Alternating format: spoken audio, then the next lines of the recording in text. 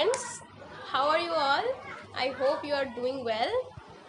And first tell me, how much did you like my previous video? Was it helpful to you? Or if any suggestions, please comment. And I'm very much thankful for the support which you have shown me. It was immensely appreciable. And ये video मैं हिंदी और English दोनों में बनाऊंगी, क्योंकि मेरे previous video में मेरे काफ़ी सारे व्यूअर्स ने ये कमेंट किया था कि मैं अगर इसे हिंदी और इंग्लिश दोनों में रखूं तो ज़्यादा से ज़्यादा लोग इसका लाभ उठा पाएंगे और ये ज़्यादा से ज़्यादा लोगों तक पहुंच पाएगा and they will be benefited by that. So let's get started. Today I would like to talk about effective communication. In our day-to-day life, we communicate with so many people, isn't it? We communicate with our colleagues, we communicate with our friends, we communicate with a stranger also, isn't it? So, have we ever thought ki how much our communication is effective? हम रोज़ इतने लोगों से मिलते हैं, उनसे communicate करते हैं, उनसे बातें करते हैं, बट कभी हमने सोचा है कि हम जो अपनी ये बातें कर रहे हैं अपने फ्रेंड्स से या फिर अपने कर्मचारी से या फिर अपने मित्रों से, तो वो कितना ज़्यादा इफ़ेक्टिव है, वो कितना ज़्यादा सही तरीके से हम कम्युनिकेट कर रहे हैं कि नहीं. आई डोंट थिंक कि वो हम में से ज़्यादातर लोग ये बारे में सोचते हैं. इसी चीज़ को लेकर मैं अपनी ये वीडियो बना रही हूँ. So without wasting much time, let's start. So first and foremost thing about effective communication. क्या होता है इफ़ेक्टिव कम्युनिकेशन? क्यों ज़रूरत है हमें इफ़ेक्टिवली कम्युनिकेट करने की? इफ़ेक्टिव कम्युनिकेशन ऐसा कम्युनिकेशन होता है जो कि हम जो बोल रहे हैं, हमारा रिसीवर भी अगर वही चीज़ सोच पा रहा है या फिर हम जिस इंटेंशन से, हम जिस मानसिकता से उन्हें कोई इन्फॉर्मेशन, कोई सूचना किसी विषय में अगर हम बोल रहे हैं, उन्हें बता रहे हैं और वो उसी इंटेंशन से, उसी मानसिकता से उसे अगर समझ पाए, तो हम मान सकते हैं कि हमारा कम्युनिकेशन इफ़ेक्टिव है. Means the message or information that is properly encoded, delivered through a appropriate channel, received and then again properly decoded and understood by the recipient is known as effective communication. If we are communicating and we have sent a message, we have encoded the message, we have delivered it through a proper channel. The channel should be a very proper. ऐसा नहीं होना चाहिए कि हम अपने किसी मित्र को बोलते हैं और वो नमक मसाला मिला के उस चीज़ को दूसरे तरह से मोल्ड करके हमारे रेसिपिएंट या फिर हमारे रिसीवर तक पहुंचाता है, तो वो कम्युनिकेशन इफ़ेक्टिवली नहीं पहुंच पाता, क्योंकि हम जिस मानसिकता से उसे बता रहे हैं या फिर बोल रहे हैं या फिर बताना चाहते हैं, वो उस मानसिकता से उस चीज़ को नहीं समझ पाएगा, क्योंकि उसमें थोड़ा बहुत चेंजेस आएगा ही. बचपन में हमने सभी चाइनीज़ विस्पर बोलकर एक खेल खेला होगा, जिसमें क्या होता है कि एक से एक वर्ड स्टार्ट होता है, पहला आदमी दूसरे आदमी को बोलता है, दूसरा आदमी तीसरे आदमी को कान में बोलता है, तीसरा आदमी चौथे आदमी को कान में बोलता है, और इसी तरह से वो सर्कुलेट होता है. लास्ट में जब वो मैसेज फाइनल पर्सन के पास पहुंचता है, तो वो सेम नहीं रहता. It has been changed. तो बचपन से हमें इफ़ेक्टिव कम्युनिकेशन के बारे में थोड़ा बहुत नॉलेज दिया जाता है. According to R.W. Griffin, effective communication is the process of sending a message in such a way that the message received is as close in meaning as possible to the message intended. मतलब R.W. Griffin जो हैं वो हमें ये बताते हैं या फिर उन्होंने ये बोला है कि इफ़ेक्टिव कम्युनिकेशन एक ऐसा प्रोसेस है जिसमें सेंडर मैसेज को इस तरह से रिसीवर के पास पहुंचाता है या फिर रिसीवर तक भेजता है जिस तरह से वो रिसीवर के पास पहुंचा सके और रिसीवर भी उसको उसी तरह और उससे मिलता जुलता समझ पाए, तभी कम्युनिकेशन इफेक्टिव कह सकते हैं हम। तो इफेक्टिव कम्युनिकेशन तो हम लोग समझ गए कि क्या है इफेक्टिव कम्युनिकेशन। तो इफेक्टिवली कम्युनिकेट करते वक्त what things which we need to keep in our mind, हमें क्या क्या चीज़ों को ध्यान में रखते हुए कम्युनिकेट करना चाहिए, बातें करनी चाहिए। तो उस according to American management association, effectively communication जब होता है उसमें कुछ पॉइंट्स बहुत ज़रूरी होते हैं। उनमें से पहला पॉइंट है clear idea regarding the topic के लिए हमारे पास क्लियर आइडिया होना चाहिए। We should have a proper picture of the topic which we intend to send it to the receiver, isn't it? मतलब हम जो अपने रिसीवर को भेजना चाहते हैं, जो मैसेज भेजना चाहते हैं, उस मैसेज और उस टॉपिक के बारे में हमारे दिमाग में पूरा क्लियर आइडिया होना चाहिए। We should not confused about the topic. अगर हम ही कन्फ्यूज्ड रहेंगे तो हम अपने रिसीवर को क्या समझाएंगे। सो हमारे दिमाग में एक प्रॉपर पिक्चराइजेशन होना चाहिए उस टॉपिक के बारे में। The second and the foremost thing is determination of purpose. हम क्यों कम्युनिकेट कर रहे हैं, इसके बारे में डिटर्मिनेशन होना, इसके बारे में जानकारी रखना भी बहुत ज़रूरी है। We should be very much determined about our purpose, why we are communicating, what is the necessity of the communication.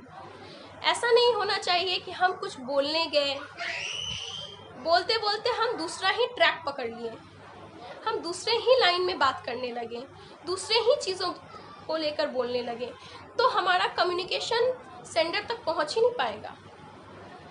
It should not happen like that.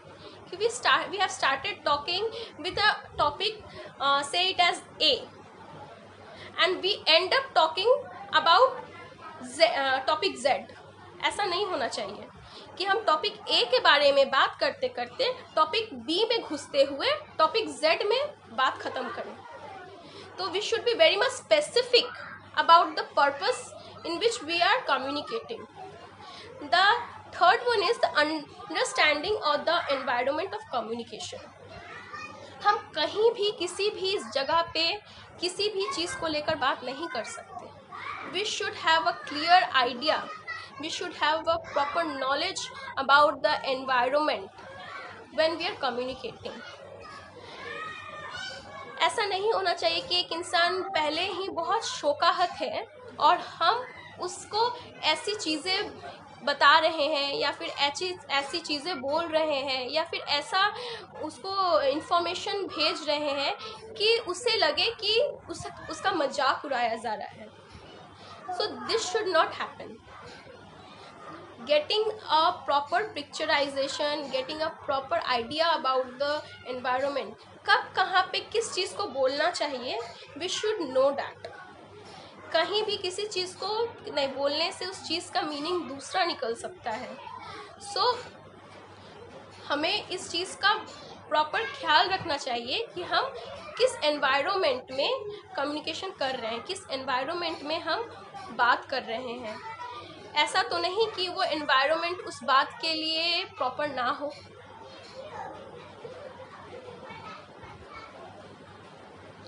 Consider the content of the message. अब हम अगर कुछ बोलते हैं तो we should be very much specific about our words, the words which we use. कभी कभी क्या होता है कि हम बोलना तो अच्छे इंटेंशन से चाहते हैं, अच्छा चीज़ बोलना चाहते हैं, बट हमारा शब्दों का जो सिलेक्शन होता है वो बहुत गलत होता है। We should not select such words. We should be very much specific about selection of the words.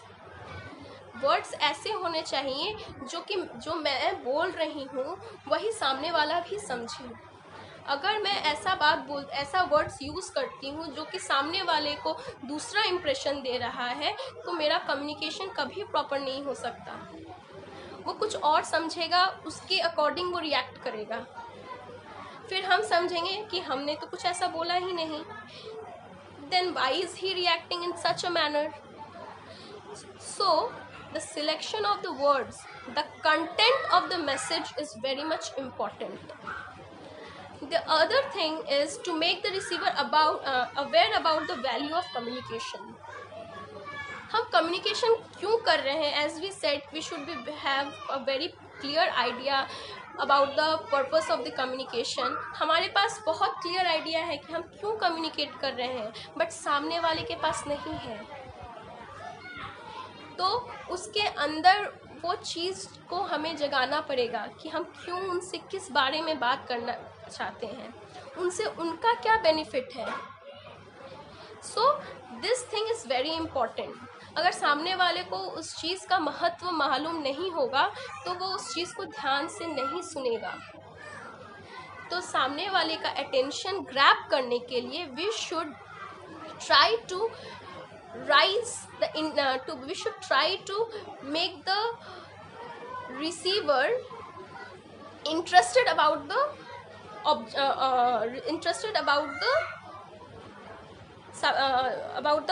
topic or the purpose. There must be feedback from the receiver. तो कम्युनिकेशन का पाथवे मैंने पिछले वीडियो में भी समझाया था कि हम एक मैसेज को एनकोड करते हैं through a proper channel, we send it back to receiver. Receiver उसको डिकोड करता है, उससे उसको क्या समझ में आता है, उस रिसीवर को एज अ रिप्लाई क्या करता है कि अपने तरफ से वो दूसरा मैसेज एनकोड करता है और send its back to sender. तो हम ये कहना चाहते हैं कि सेंडर से रिसीवर तक मैसेज को एनकोड करके पहुंचाया, इट्स वेल एंड गुड, बहुत अच्छी बात है। अब रिसीवर से सेंडर तक पहुंचाना भी एक इम्पॉर्टेंट पार्ट है। Communication is incomplete without the feedback. हमने अपना मैसेज पहुंचा दिया, it's very much important for us to know what the recipient और the receiver has understood, what is his feedback related to that topic, related to that message. Receiver उस चीज़ के बारे में क्या सोचता है, उसका क्या पॉइंट ऑफ व्यू है, ये जानना भी बहुत ज़रूरी है।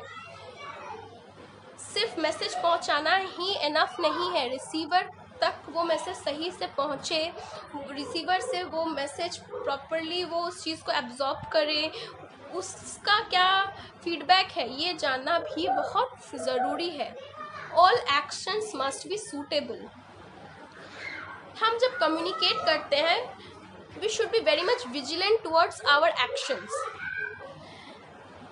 ऐसा नहीं होना चाहिए कि हमने तो कम्युनिकेट कर दिया और सामने वाले को हमारे एक्शंस समझ में ना आए, गलत लगे। फॉर एग्जाम्पल, अगर इफ वी से come in and we say come in, there is a difference. Come in, say, normally we say, and come in shouting loud like come in is type of an order. So there is difference between these two voices, the pitch we are using. So we should be very much vigilant towards it.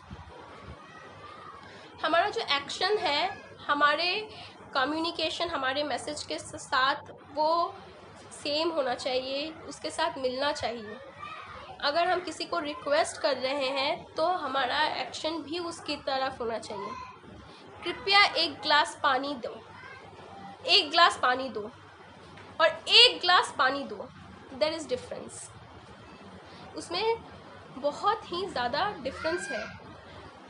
पहला जो कृपया एक गिलास पानी दो वो एक तरह का रिक्वेस्ट हुआ, हम किसी से रिक्वेस्ट कर रहे हैं। एक गिलास पानी दो हम किसी को बोल रहे हैं, और अगर हम चिल्ला के बोलते हैं एक गिलास पानी दो तो वो काइंड ऑफ ऑर्डर हुआ, तो हमारे एक्शन ऐसे ना होने चाहिए ताकि रिसीवर उस चीज़ को गलत इंटरप्रिटेट करे. And the last one is good listening. We should always be a good listener. जब हम बोलते हैं तो हम वही बोलते हैं जो हम जानते हैं. जब हम सुनते हैं तो ऐसी चीज़ें हो सकती हैं जो हम ना जानते हो और वो हम नई चीज़ों को हम जाने. तो गुड लिसनर होना भी बहुत इम्पॉर्टेंट है.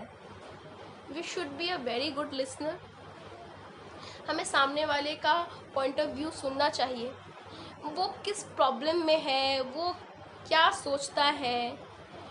जब तक हम नहीं सुनेंगे वी विल नेवर अंडरस्टैंड, और हमारा कम्युनिकेशन करने का जो मकसद है वो पूरा नहीं होगा. Until and unless we don't listen. Listening is the key. कहते हैं समझदार लोग कम बोलते हैं, ज़्यादा सुनते हैं. सो I think the last point is very much important, isn't it? And moving towards the importance of effective communication. तो इफ़ेक्टिवली कम्युनिकेट करना क्यों ज़रूरी है, कम्युनिकेशन क्यों इफ़ेक्टिव होना चाहिए? क्योंकि फर्स्ट ऑफ ऑल अगर हम इफ़ेक्टिवली कम्युनिकेट करते हैं और अपने रिसीवर का भी बात सुनते हैं तो हमें उसके सिचुएशन का, उस पर्सन के बारे में पूरा आइडिया आता है. पूरा उसके सिचुएशन और उस पर्सन के बारे में हम एक क्लियर आइडिया सोच सकते हैं, जान सकते हैं. अगर हम उसकी बातों को ना सुने तो हम कभी नहीं समझ पाएंगे कि वो पर्सन और उसका सिचुएशन कैसा है. और हो सकता है कि वो उस सिचुएशन में ना हो जो अगर हम किसी को कुछ काम करने बोलते हैं और उसका सिचुएशन उसके लिए अलाउ नहीं करता है तो हमारा कम्युनिकेट करना इफ़ेक्टिव नहीं है और हमारा काम भी रुक सकता है उसके वजह से. So effective communication helps to understand a person और situation in a better way. What happens कि we communicate with our spouse, we communicate with our colleagues, we communicate with our friends, but we tend to communicate only. We don't tend to listen to them. Until and unless we don't listen to them, we will not understand the situation they are facing, and the purpose of communication cannot be fulfilled in that manner. So first of all we need to listen to them. We need to understand their situation in a proper way so that we get a proper idea कि what is really happening, and our purpose of communication will fulfill in that manner only. It enables us to solve the differences, enable trust and respect in the organization. Organization में trust होना बहुत ज़रूरी है और एक दूसरे का respect करना भी बहुत ज़रूरी है. आज जितनी भी बड़ी बड़ी कंपनियां हैं, अच्छी अच्छी कंपनियां हैं, वो अपने एम्प्लॉयज़ के लिए they spend lot of money. Why? To keep their employees satisfied. For them money is not the matter. They want their employees to trust them, isn't it? So investing so much for what? Just to gain respect, just to gain trust. So until and unless we don't communicate effectively, we will not be able to gain that trust and respect. Effectively communicate करने की ज़रूरत हमें इस कारण से भी हो सकती है कि मानिए हम किसी कंपनी में काम कर रहे हैं, हम कंपनी में काम करते हैं, फ्रेंड्स के साथ रहते हैं, फैमिली में हैं, तो ट्रस्ट बिल्ड करना बहुत बड़ी बात होती है.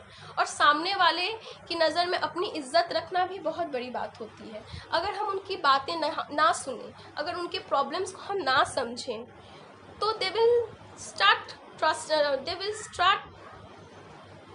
disrespecting us, isn't it? They will not trust us and they will not listen to us. So to gain respect and to gain trust, we need to communicate very effectively. We should understand the problems of the other person also. It helps to communicate with kids, spouse, colleagues, boss, etc. It helps in decision making. जब हम एक meeting लेते हैं और हम लोग effectively अगर communicate, I am talking about effectively communicate करना. When we are effectively communicating, we are not only speaking, we are also listening.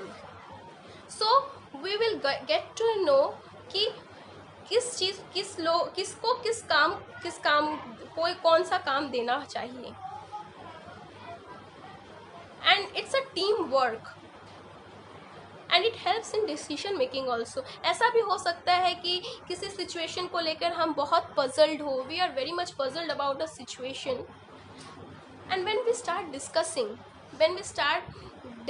with our friends, family, colleagues, we get a solution regarding that problem, isn't it?